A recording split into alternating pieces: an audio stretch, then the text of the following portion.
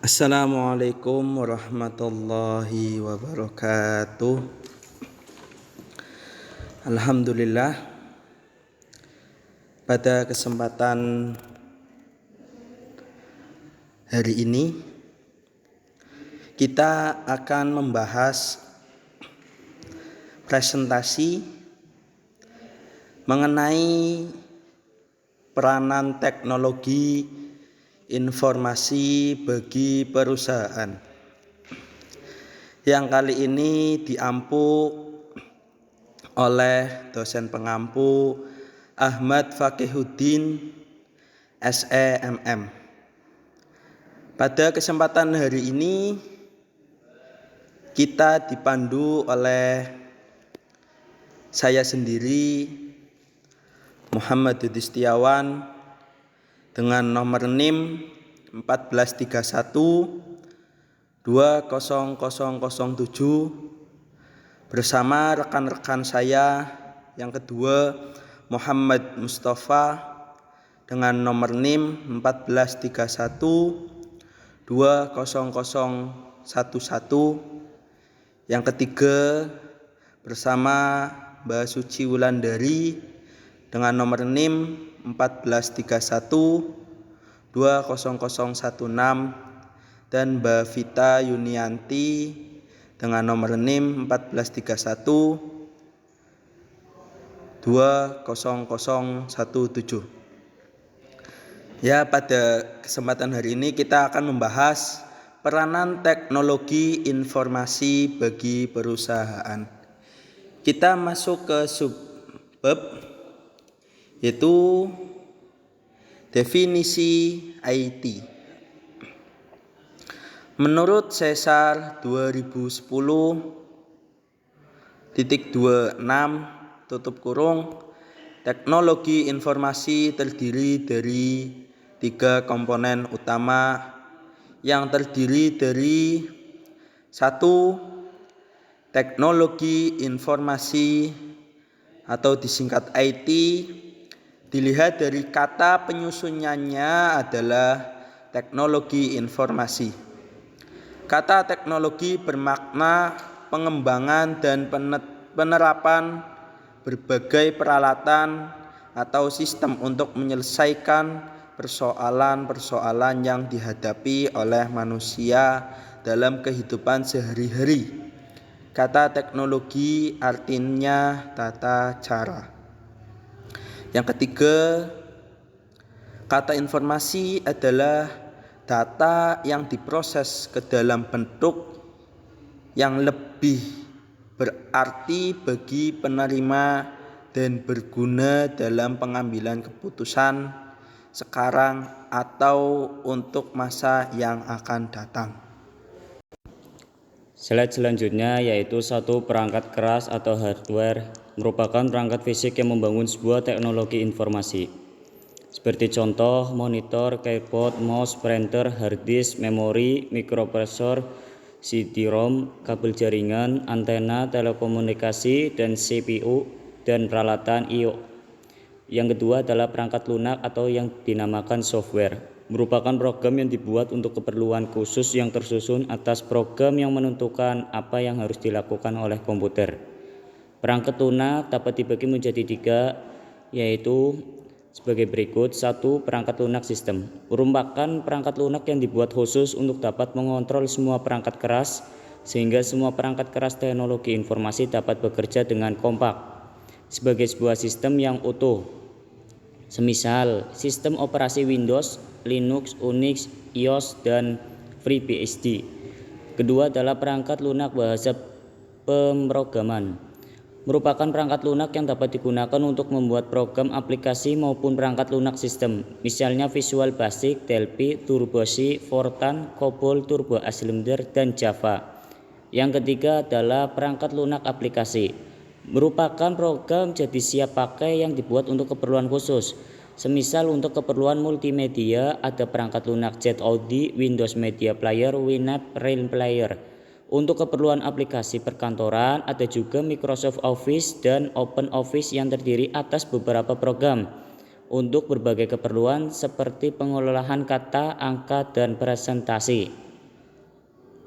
Yang ketiga adalah brainware, merupakan personel yang terlibat langsung dalam pemakaian komputer, seperti sistem analisis webmaster, web designer, animator, programmer, operator, user, dan lain-lain. Terdapat berbagai peran yang dapat dilakukan manusia dalam bagian sistem komputer, antara lain 1. Analisis sistem, berperan melakukan analisis terhadap masalah yang dihadapi serta merancang solusi pemecahan dalam bentuk program komputer. Yang kedua adalah programmer, berperan menerjemahkan rancangan yang dibuat analisis ke dalam bahasa pemrograman sehingga solusi dapat dijalankan komputer. Yang ketiga adalah operator berfungsi, sebagaimana menjalankan komputer berdasarkan instruksi yang diberikan. Yang terakhir nomor 4, teknisi, bertugas merakit atau memelihara perangkat keras komputer dan lain-lain.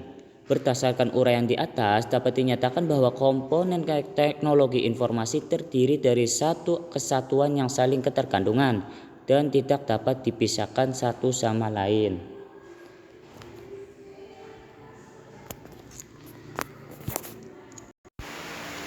Poin yang selanjutnya yaitu peranan utama TI bagi perusahaan.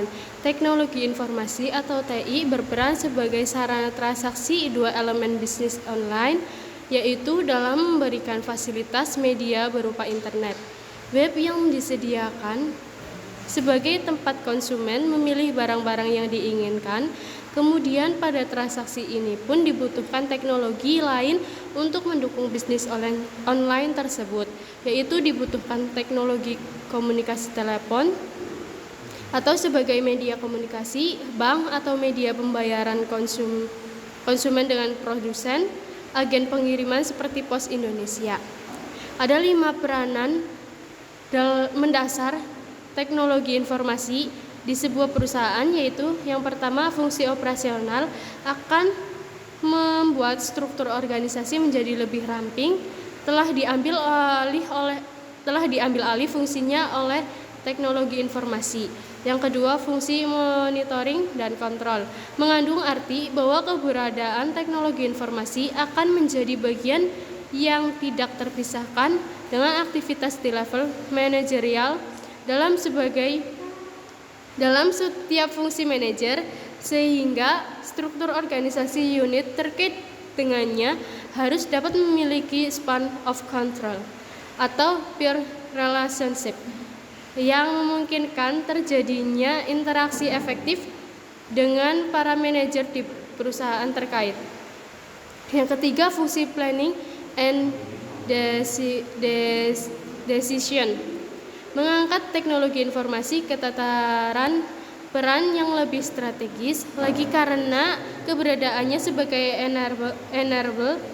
enable dari rencana bisnis perusahaan dan merupakan sebuah knowledge generator bagi para pemimpin perusahaan yang dihadapkan pada realitas untuk mengambil sejumlah keputusan penting sehari-harinya. Yang keempat, fungsi communication, secara prinsip termasuk ke dalam firm infrastruktur. Dalam era organisasi modern, di mana teknologi informasi ditempatkan posisinya sebagai sarana atau media individu perusahaan dalam berkomunikasi, berkolaborasi, berkooperasi, dan berinteraksi.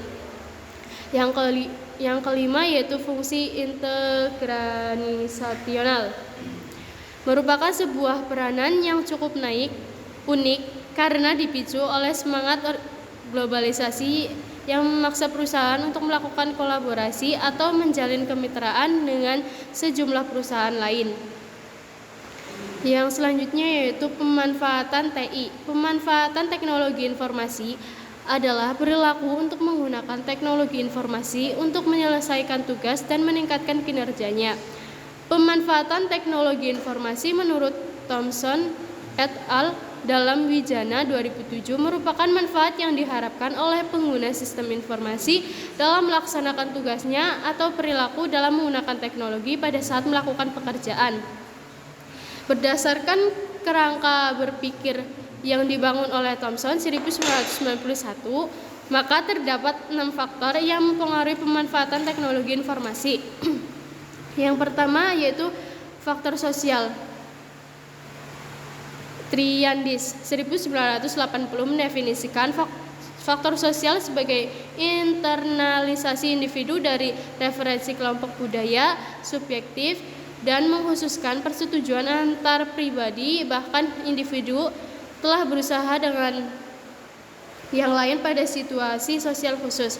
Yang kedua, faktor afek. Triandis 1980 menjelaskan faktor afek sebagai perasaan gembira, kegirangan hati, kesenangan atau depresi, kemuakan, ketidaksenangan, dan benci yang berhubungan dengan individu tertentu dalam pemanfaatan teknologi informasi. Yang ketiga, faktor kompleksitas. Kompleksitas didefinisikan sebagai tingkat inovasi yang dirasakan seperti sukar secara relatif untuk memahami dan menggunakan, atau Rogers dan Schumacher 1971 dalam Rahmi Kodri 1997.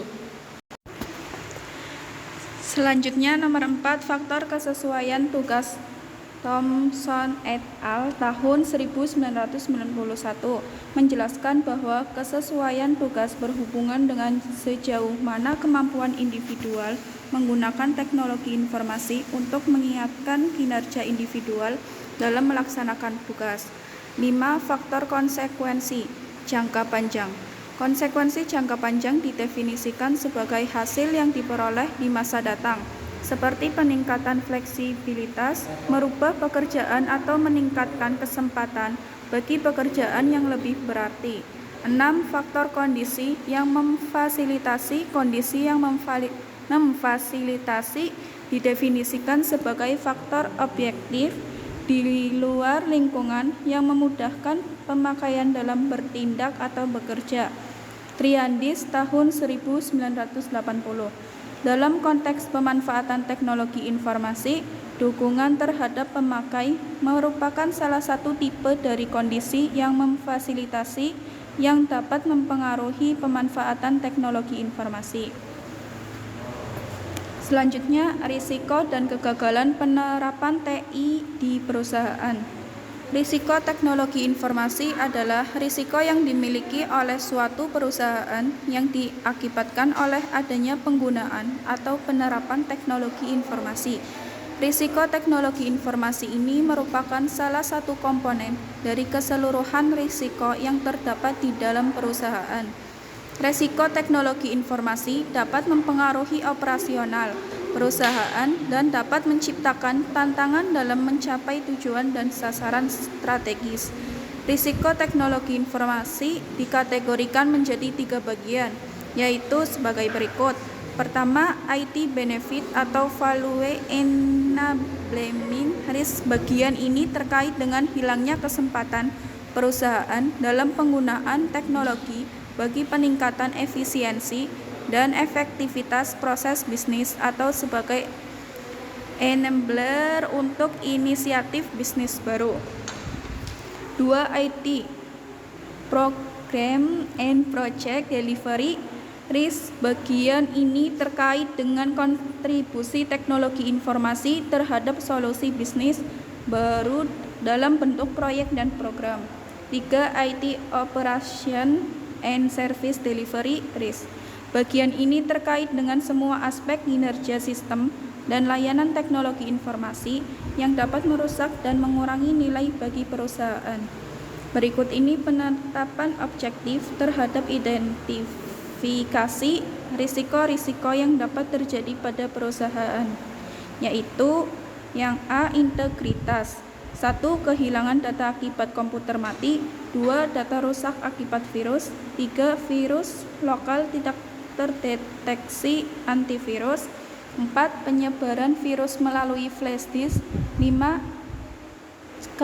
Cracker mencuri data. 6. Tidak ada pemberitahuan kehilangan data. 7. Data yang sudah lama dan tidak terpakai tidak dihapus. B. Kerahasiaan. 1. Hacker dapat membobol website. 2. Mengubahan database di luar wewenang. 3. Informasi di dalam laptop tidak dilindungi. 4. Pencurian data yang dilakukan karyawan yang tidak berwenang. 5. Password login mudah diketahui. 6. Secara sadar atau tidak sadar memberikan informasi ke pihak lain mengenai informasi keuangan perusahaan. 7. Memberitahu password kepada orang lain. C. Ketersediaan. 1. Permintaan perubahan aplikasi yang tidak ditanggapi tepat waktu. 2. Aplikasi laporan keuangan yang diperbaharui tidak sesuai dengan keinginan departemen. 3. Pencurian hardware dan listrik padam. 4. Virus mengakibatkan aplikasi tidak tersedia. 5. Kesalahan entry data. 6. Hubungan arus pendek listrik dan menyebabkan kerusakan pada komputer. Cukup sekian untuk pemaparan presentasi pada kesempatan ini. Kita tutup dengan bacaan hamdalah alhamdulillahirabbil alamin. Saya tutup dengan salam. Assalamualaikum warahmatullahi wabarakatuh.